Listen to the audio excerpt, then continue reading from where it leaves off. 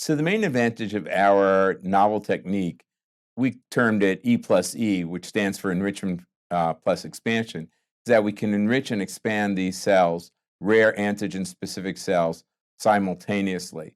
And this allows us to develop sufficient number of cells that we're going to be able to use to investigate their role in different settings and in different clinical settings, or even allows us to develop now a large number of cells that we can utilize for immunotherapy in a fashion that we couldn't before.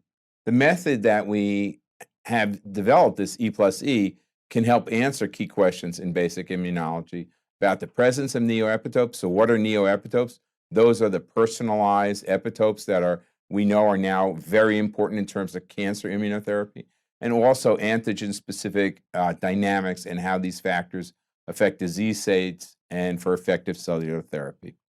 The implications of this technique extend towards immunotherapy, as the nanoparticle artificial antigen presenting cell could be an off-the-shelf product that is easily tailored for individual patient immune responses.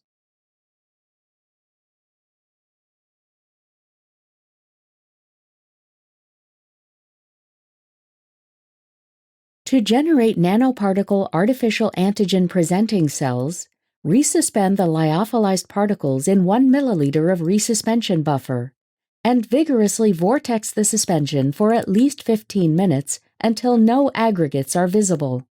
Particles not sufficiently vortexed and resuspended prior to the reaction with protein will result in larger aggregated particles that are not able to be disassociated. Place the magnetic particles on a magnetic stand to remove